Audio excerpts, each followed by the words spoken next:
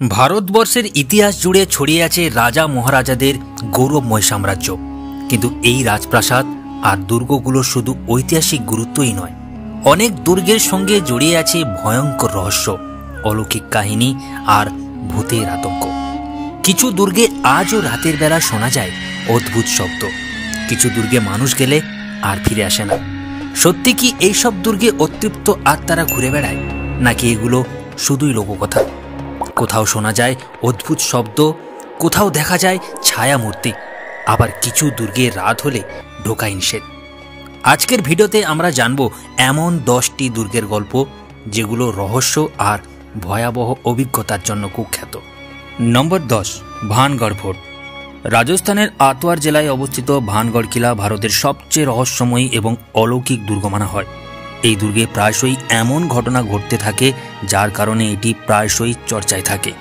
বলা হয় কি 17 শতাব্দীতে এই কিলাকে একটি জাদুকর অভিশাপ দিয়েছিলেন।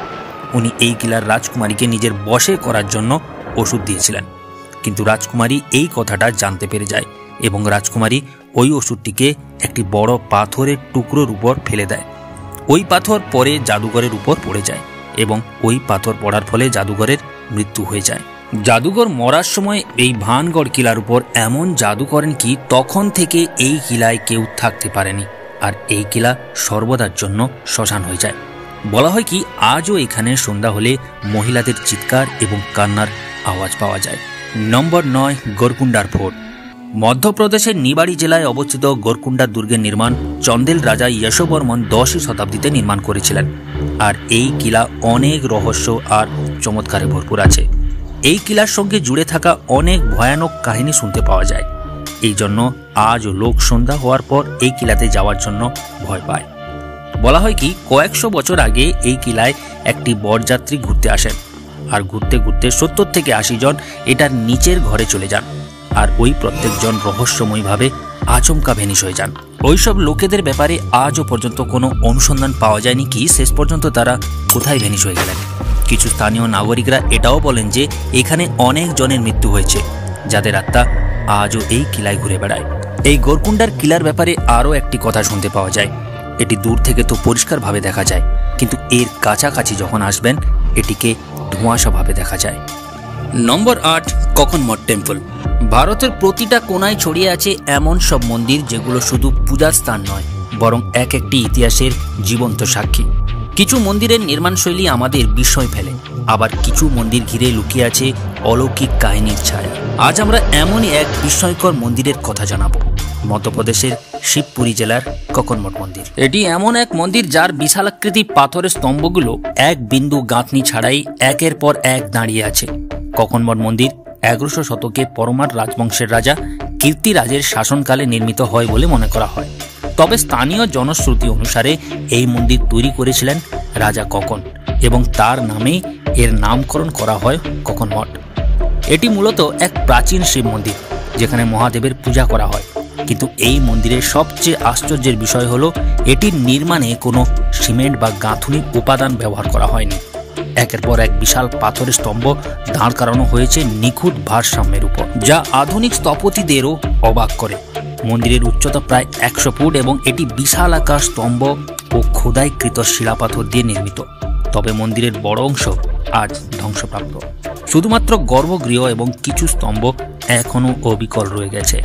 স্থানীয়দের মতে এই মন্দির নাকি এক রাতে তৈরি করা হয়েছিল কোনো দেব শক্তির দ্বারা। লোককথা অনুযায়ী দেবতারা রাতের অন্ধকারে এটি নির্মাণ করেছিলেন, কিন্তু ভোর হওয়ার আগে এটি অসম্পূর্ণ থেকে যায়। আরেকটি গল্প বলে এখানে রাতের বেলায় কিছু অলৌকিক শক্তির অস্তিত্ব অনুভব করা যায়। কেউ কেউ দাবি করেন রাতের বেলা এখানে অদৃশ্য পদচারণ শব্দ শোনা যায়। এমনকি কেউ কেউ বলেন তারা মন্দিরের ধ্বংসস্তূপের মধ্যে কারো মৃদু কণ্ঠস্বর শুনেছেন, কিন্তু আশেপাশে কাউকে দেখা যায়নি। এই ঘটনার ব্যাখ্যা দিতে গিয়েও কেউ সঠিকভাবে বলতে পারেননি এটি সত্যি অতি প্রাকৃত কিছু নাকি বাতাস ও স্থাপত্যের বিশেষ কারণে এমন শব্দ হয়। তবে যারা এখানে রাত কাটানোর চেষ্টা করেছেন তাদের অনেকেই ভয় পেয়ে পালিয়ে গেছেন। স্থানীয়দের মধ্যে প্রচলিত রয়েছে এই মন্দিরের কিছু স্থানে প্রবেশ করা মানা। অনেক বছর আগে একদল অভিযাত্রী এখানে রাত কাটাতে গিয়ে অদ্ভুত ঘটনার সম্মুখীন হয়। তারা দাবি করেন রাতে মন্দিরের ভেতরে প্রবেশের পরই তারা অদ্ভুত ছায়ামূর্তি দেখতে পান, যা ধীরে ধীরে তাদের দিকে এগিয়ে আসছিল। ভয় তারা দৌড়ে বের হয়ে আসেন, কিন্তু পরের দিন সকালে তাদের একজনের মৃত্যু হয়। এরপর থেকে স্থানীয়রা বলেন রাতে এখানে থাকা বিপজ্জনক। লোকমুখে শোনা যায় এক সময় এখানে বিশাল শিবলিঙ্গ ছিল, যা নাকি অলৌকিক শক্তিধর ছিল। কেউ কেউ বলেন মন্দির ধ্বংস হয়ে যাবার পর সেই শিবলিঙ্গ রহস্যজনকভাবে উধাও হয়ে যায়। তবে যারা কখনো এখানে শিবের আরাধনা করেছেন তারা বলেছেন এই স্থান থেকে এক আশ্চর্যজনক শক্তি অনুভূত হয়, যা সাধারণত অন্য কোথাও পাওয়া যায় না। নম্বর 7, আটের ফোর্ট। মধ্যপ্রদেশের আটের ফোর্ট ভাওয়েলি ও চম্বল নদীর সংযোগস্থলে অবস্থিত একটি ঐতিহাসিক দুর্গ। এটি মূলত ভাদৌরি রাজবংশ দ্বারা 1644 থেকে 1668 সালের মধ্যে নির্মিত হয়েছিল। এই কিলা তার বিশাল প্রাচীর, গোপন সুড়ঙ্গ এবং পুরনো স্থাপত্যের জন্য পরিচিত হলেও এটি কিছু অলৌকিক ঘটনার জন্য কুখ্যাত। আটের ফোর্টের একাধিক গোপন সুড়ঙ্গ রয়েছে, যা দুর্গের বিভিন্ন অংশকে সংযুক্ত করে। কথিত আছে এই সুড়ঙ্গগুলি একসময় গোপন পালানোর পথ হিসেবে ব্যবহৃত হতো, কিন্তু বর্তমানে এই সুড়ঙ্গগুলো রহস্যে ঘেরা। স্থানীয়দের দাবি যারা এই সুড়ঙ্গে প্রবেশ করেছেন তাদের অনেকেই আর ফিরে আসেননি। রাতের বেলা সুড়ঙ্গ থেকে গভীর গর্জন ও কান্নার শব্দ শোনা যায়, যা অনেককে আতঙ্কিত করে। একটি প্রচলিত কাহিনী অনুসারে আটের দুর্গে একসময় এক রাজা অগাধ ধনরত্ন সঞ্চয় করেছিলেন। তবে তিনি মারা যাওয়ার পর তার ধনভাণ্ডার অভিশপ্ত হয়ে যায়। কেউ যদি সেই গুপ্তধনের সন্ধান করতে যায় তবে নাকি তারা রহস্যজনকভাবে নিখোঁজ হয়ে যায় অথবা অলৌকিক শক্তির দ্বারা আক্রান্ত হয়। স্থানীয় কিংবদন্তি অনুসারে এক রাজকন্যা প্রেমে প্রতারিত হয়ে দুর্গের মিনার থেকে ঝাঁপ দিয়ে আত্মহত্যা করেন। আজও রাতে দুর্গের নির্দিষ্ট অংশে একটি নারীর কান্নার শব্দ শোনা যায়। একসময় চম্বল অঞ্চলে ডাকাতদের দৌরাত্ম্য ছিল এবং অনেক ডাকাত আটের দুর্গকে গোপন আস্তানা হিসেবে ব্যবহার করত। কথিত আছে কিছু দস্যু এখানে লুকিয়ে থাকা ধনসম্পদ রক্ষার জন্য গুপ্তধনকে অভিশপ্ত করে দেয়। ফলে যারা সেই গুপ্তধনের সন্ধানে আসে তারা রহস্যজনকভাবে মারা যায়। আটের দুর্গের সাথে জুড়ে থাকা সবচেয়ে অলৌকিক কথা এটা বলা হয় কি এখানে একটা খনি দরজা আছে, যেখান থেকে প্রতি সময় রক্ত পড়তে থাকত, যেটা এই কিলাকে আরও বেশি রহস্যময় বানায়। ওই সময় এই দরজা দিয়ে সাধারণ লোকেদের যাওয়া বারণ থাকত। শুধুমাত্র এই দরজা দিয়ে রাজাদের গুপ্তচররাই আসা যাওয়া করত। বলা হয় কি সেই সময় রাজা এই লাল পাথরের বানানো দরজার উপর ভেড়ার মাথা কেটে রেখে দিতেন আর নিচে একটা বাটি রাখতেন, যেটাতে রক্ত ঝরে পড়ত। সেই রক্তকে রাজার গুপ্তচরেরা মাথায় তিলক হিসেবে লাগিয়ে রাজাকে শত্রুদের গোপন সূচনা দিতেন। কিছু লোক এটাও বলেন যে অনেকবার এখনও এই দরজা দিয়ে রক্ত পড়তে দেখেছেন। নম্বর 6, বিজয়গড় ফোর্ট। প্রাচীন দুর্গগুলো শুধু ইট পাথরের স্তূপ নয়, তারা সময়ের সাক্ষী, গোপন কাহিনীর বাহক। বিজয়গড় দুর্গ তেমনই এক জায়গা যেখানে ইতিহাস শুধু রাজা মহারাজাদের গল্প বলে না, বরং ফিস ফিস করে শোনায় অলৌকিকতার অদ্ভুত কাহিনী। উত্তরপ্রদেশের সোনভদ্র জেলার প্রাচীন এই দুর্গের ধ্বংসাবশেষ আজও তার অতীত গৌরবের কথা বলে। বিজয়গড় কিলার ইতিহাস মহাভারত কাল থেকে জুড়ে আছে।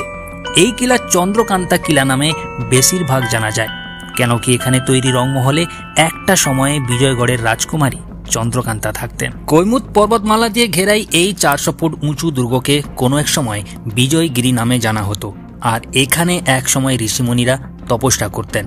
সাল 1888-তে দেবকীনন্দন খত্রির দ্বারা লেখা হিন্দি উপন্যাস চন্দ্রকান্তা এই কিলাকে পুরো বিশ্বে প্রসিদ্ধি লাভ তো করিয়েছিল, কিন্তু 1994 থেকে 1996 পর্যন্ত দূরদর্শনে প্রসারণ করা হিন্দি সিরিয়াল চন্দ্রকান্তা ছোট পর্দায় এমনই তাক লাগায় যে বিজয়গড়ের নাম সবার মুখে মুখে শোনা যায়।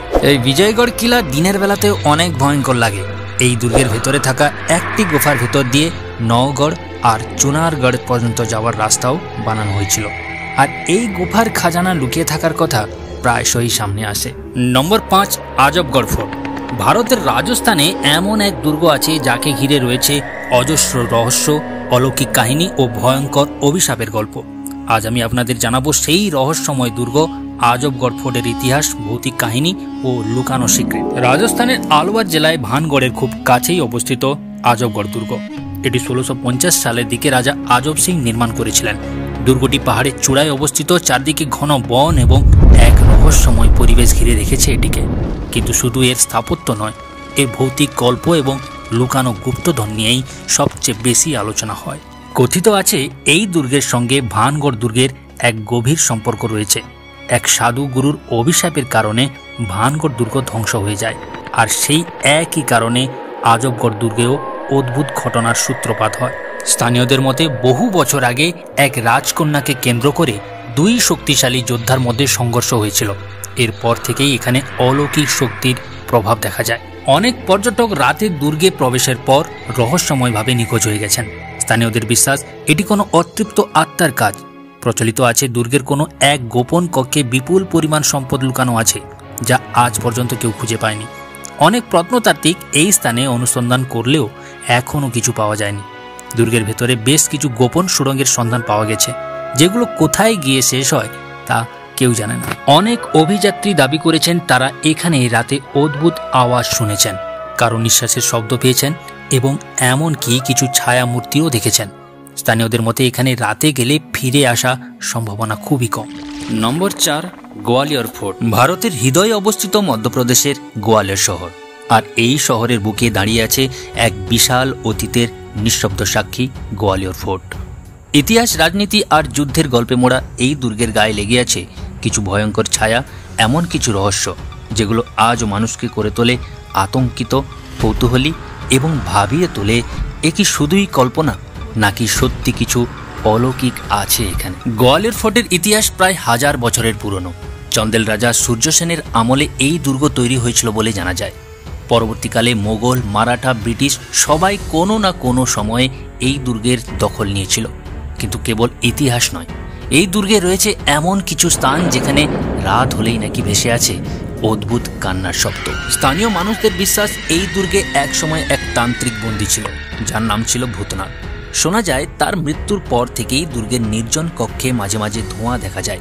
কেউ কেউ আবার অনুভব করে এক অদ্ভুত শীতলতা আর চাপা গন্ধ। রাতের দিকে পাহারাদাররা প্রায় শুনতে পায় চেন টানার আওয়াজ।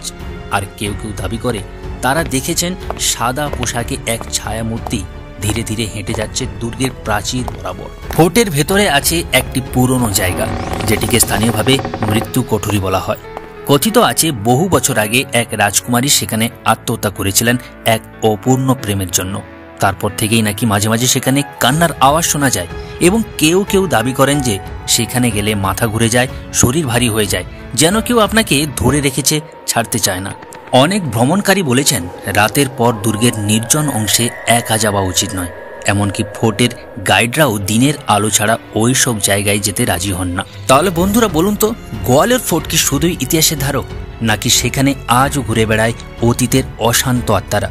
আপনি কি সাহসী? আপনি কি সেখানে রাত কাটাতে পারবেন? তাহলে কমেন্টে জানিয়ে দিন আমাকে আপনার মতামত। আর সবাই আমার চ্যানেলটিকে সাবস্ক্রাইব করুন এমন আরও রহস্যময় ও অলৌকিক কাহিনীর জন্য। নম্বর 3, 64 যোগিনী টেম্পল। ভারতের মধ্যপ্রদেশের মোরেনা জেলায় অবস্থিত এক রহস্যময় মন্দির 64 যোগিনী মন্দির। একে সাধারণ মন্দির ভাবলে ভুল করবেন, কারণ এটি কেবল উপাসনার স্থান নয়, বরং লুকিয়ে আছে এক গা ছমছমে ইতিহাস, অতি প্রাকৃত কাহিনী আর এক শক্তিশালী তান্ত্রিক যোগের কেন্দ্রবিন্দু। এই মন্দিরটি 10ম শতকে কালচুরি রাজবংশের দ্বারা নির্মিত হয়। এটি একটি বৃত্তাকার মন্দির। খোলা আকাশের নিচে চারদিকে ছড়িয়ে আছে 64টি ছোট ছোট কক্ষ। প্রতিটি কক্ষে এক একটি যোগিনী মূর্তি। এই অদ্ভুত স্থাপত্য শৈলী এবং গা ছমছমে পরিবেশেই একে বানিয়ে তুলেছে ভারতের অন্যতম রহস্যময় স্থান। স্থানীয়রা বলেন এই মন্দির ছিল একসময় তান্ত্রিক সাধনার কেন্দ্র। এখানে মধ্যরাত্রে বিশেষ তান্ত্রিক পূজা হতো, যাকে বলা হয় 64 যোগিনীর তন্ত্র সাধনা। শোনা যায় এই মন্দিরের একসময় এক তান্ত্রিক সাধক ছিলেন, যিনি অমরত্ব পাওয়ার জন্য মন্ত্র সিদ্ধি করছিলেন। কিন্তু সেই তান্ত্রিক হঠাৎ অদৃশ্য হয়ে যান এক রাত্রে। আর সেই রাত থেকেই মন্দিরে শুরু হয় নানা অলৌকিক ঘটনা। মানুষজন বলেন রাতের বেলা এই মন্দিরের কাছ দিয়ে গেলে কেউ যেন আপনার নাম ধরে ডাকে। বাতাসে ভেসে আসে অদ্ভুত মন্ত্রাচ্চরণের শব্দ। এমনকি বহুবার পর্যটকরা এখানে অজানা ছায়ামূর্তি দেখতে পেয়েছেন, কিংবা মোবাইল ক্যামেরায় ধরা পড়েছে অস্বাভাবিক ঝাপসা চেহারা। অনেক গবেষক মনে করেন এই মন্দির আসলে এক শক্তিশালী জ্যোতির্বিদ্যা ও জ্যামিতিক কেন্দ্র, কারণ মন্দিরের গঠন একেবারে নিখুঁতভাবে গাণিতিকভাবে সাজানো। কেউ কেউ আবার বলেন এই মন্দিরেই নিহিত ভারতের অন্তঃশক্তি চক্র। মন্দির এখনো দিনে খোলা, কিন্তু রাতের পর সেখানে কেউ যেতে সাহস করে না। স্থানীয় গাইডরা দিনের আলো ছাড়া সেখানে যেতে চান না। 64 যোগিনী মন্দির কি শুধুই এক পুরানো স্থাপত্য, নাকি এক গোপন তান্ত্রিক শক্তির আধার? আপনি যদি এই মন্দিরে যান, মনে রাখবেন আপনার ছায়াও আপনাকে অনুসরণ নাও করতে পারে। তাহলে বন্ধুরা, আপনাদের কি মত, অলৌকিক নাকি ঐতিহাসিক? কমেন্টে জানান। নম্বর 2, মেহরানগড় ফোর্ট। রাজস্থানের মরুভূমির বুক চিরে দাঁড়িয়ে আছে একটি বিশাল রাজকীয় ও রহস্যময় দুর্গ, মেহরানগড় কিলা। জয়পুর, উদয়পুরের মতো শহরগুলোর মাঝেও এই দুর্গের গাঁথা যেন ইতিহাস আর আতঙ্কের এক মিশ্র রূপ। 1459 সালে রাওযোধা যখন যোধপুরের রাজ্যের পতন করেন, তখনই শুরু হয় এই বিশাল দুর্গ নির্মাণের কাজ। প্রায় 400 ফুট উঁচু এক পাহাড়ের উপর দাঁড়িয়ে থাকা এই কিলার নাম মেহরানগড়, মানে সূর্যের দুর্গ। সূর্যবংশীয় রাজাদের জন্য এটি ছিল গর্বের প্রতীক। দুর্গের প্রাচীর প্রায় 36 মিটার উঁচু এবং 21 মিটার চওড়া। 1459 সাল রাওযোধা নতুন রাজধানী গড়ার স্বপ্নে মগ্ন। তিনি বেছে নেন এক পাথুরে পাহাড়, যেখানে তখন বাস করতেন অনেক গ্রামবাসী এবং সঙ্গে এক তপস্বী সাধু চেয়ারনাথ। রাজা সবাইকে সেখান থেকে সরে যেতে বলেন। রাজার আদেশে অধিবাসীরা সরে গেলেও ওই তপস্বী সেখান থেকে সরে যাওয়ার জন্য অস্বীকার করেন এবং তিনি অভিশাপ দেন রাজাকে, এই দুর্গ কখনো শান্তি পাবে না আর জল হবে সব সময় অভাবের জিনিস। ভয়ানক অভিশাপের কথা শুনে রাজা রাওযোধা তপস্বীর চরণে নিজেকে সমর্পণ করেন এবং ক্ষমা চান। নিজের মুখ থেকে বেরিয়ে যাওয়ার শব্দকে ফেরত নিতে অসমর্থ সাধু এই অভিশাপ কাটানোর জন্য একটি মাত্র সমাধান রাজার সামনে রাখলেন। রাজ্যের কোনো এক ব্যক্তিকে নিজের ইচ্ছায় জীবন্ত কবর দিয়ে নিজের জীবন দিতে হবে। তারপরে এই অভিশাপ থেকে বাঁচতে এবং অভিশাপ মোচন করার জন্য এক নিরীহ মানুষ রাজিয়া ভোঁই এগিয়ে আসেন এবং তাকে জীবন্ত কবর দিয়ে শুরু হয় দুর্গ নির্মাণ। মৃত্যুর আগে রাজা রাজিয়া ভোঁইকে কথা দিয়েছিলেন যে তার বলিদান ব্যর্থ যাবে না। তার পরিবারকে যোধপুরে জমিনও দেওয়া হয়েছিল, আর আজও তার বংশধরেরা সুরসাগরের কাছে রাজাবাগে থাকেন। বলা হয় কি, অভিশাপ তো কিছুটা কম হয়ে গিয়েছিল, কিন্তু তার আত্মা আজও এখানে ঘুরে বেড়ায় এবং এটার জন্য এই জায়গায় আজও জলের অভাব দেখা যায়। এই কিলা দেখতে তো রাজকীয়, কিন্তু রাত নামলেই নাকি এই দুর্গ পাল্টে যায়। অনেকেই বলেন রাতে শুনতে পাওয়া যায় কান্নার আওয়াজ, কখনো ধাপ ধাপ পায়ের শব্দ, আবার কখনো দেখা যায় অদ্ভুত ছায়ামূর্তি। মেহরানগড় কিলা একদিকে সাহস, ঐতিহ্য আর কীর্তির কাহিনী, অন্যদিকে এক অভিশপ্ত অতীতের গোপন ছায়া। আপনারা যদি সাহসী হন, তবে পরের বার যোধপুরে গেলে একবার রাতের দুর্গ ঘুরে দেখতে ভুলবেন না। আমার আজকের ভিডিও ভালো লাগলে লাইক দিন, শেয়ার করুন আর সাবস্ক্রাইব করে সঙ্গে থাকুন ভারতের অজানা ইতিহাস জানতে। নম্বর 1, নাহারগড় ফোর্ট। রাজস্থানের গোলাপি শহর জয়পুর পাহাড়ের চূড়ায় দাঁড়িয়ে আছে এক চুপচাপ অথচ ভয়ঙ্কর সাক্ষী, নাহারগড় ফোর্ট। এই দুর্গ শুধু ইতিহাস নয়, এই দুর্গ লুকিয়ে রেখেছে ভয় আর রহস্যের ছায়া। 1734 সালে মহারাজ জয় সিং দ্বিতীয় এই দুর্গ তৈরি করেন জয়পুর শহরকে রক্ষা করার জন্য। নাহারগড় মানে বাঘদের আবাস, কিন্তু এই দুর্গের নামকরণের পেছনে গল্পটা আরও গভীর। জানা যায় দুর্গের নির্মাণ কাজ যতবারই শুরু হতো ততবারই দেওয়াল ধসে পড়ত। কেউ কিছু বুঝে উঠতে পারছিলেন না। এক তান্ত্রিক তখন জানান এখানে এক প্রাচীন রাজপুত আত্মা রয়েছে, নাহার সিং ভূমিয়া। তার আত্মা শান্ত না হওয়া পর্যন্ত এই দুর্গ তৈরি সম্ভব নয়। তখন রাজা ওখানে পূজা করান এবং তার নামেই দুর্গের নামকরণ হয় নাহারগড়। তবে আত্মা কি সত্যি শান্ত হয়েছিল? এর পরেও ঘটেছে বহু রহস্যজনক ঘটনা। ব্রিটিশ শাসনমলে দুর্গে নিযুক্ত এক ব্রিটিশ অফিসার একদিন রহস্যজনকভাবে মারা যান। এমনকি আজও স্থানীয়রা বলেন সন্ধ্যার পরে এই দুর্গে কারো না কারো উপস্থিতি টের পাওয়া যায়। দরজার আওয়াজ, পায়ের শব্দ, কখনো কান্না, সব কিছু যেন বলে দেয় নাহারগড় এখনও জেগে আছে। তো বন্ধুরা, এ ছিল ভারতের রহস্যময় দুর্গ একটি যাত্রা, যেখানে ইতিহাস, অভিশাপ আর অলৌকিকতার মাঝখানে আমরা খুঁজে ফিরেছি কিছু না বলা গল্প। দুর্গগুলো শুধু রাজাদের আশ্রয় ছিল না, ছিল যুদ্ধক্ষেত্র, ছিল কারাগার, ছিল প্রেম আর প্রতিশোধের অন্ধকার অধ্যায়। কখনো কানে ভেসে আসে অস্পষ্ট কান্না, কখনো দরজার ওপাশে দাঁড়িয়ে থাকা ইতিহাসের এক অদৃশ্য অধ্যায়। এই দুর্গগুলো যেন এখনও বেঁচে আছে। ভারতের রহস্যময় দুর্গ সিরিজ এখানেই শেষ, কিন্তু রহস্যের পথ এখানেই শেষ হয় না। আপনারা যদি সত্যি বিশ্বাস করেন ইতিহাস শুধু বইয়ের পাতায় নয়, তাহলে চলুন আমরা আবারও খুঁজে ফিরব সেই হারিয়ে যাওয়া কাহিনী। সাবস্ক্রাইব করুন, পাশে থাকুন, কারণ আমরা ফিরছি আরও গভীর, আরও অজানা আরও ভয়ঙ্কর কিছু সত্য নিয়ে।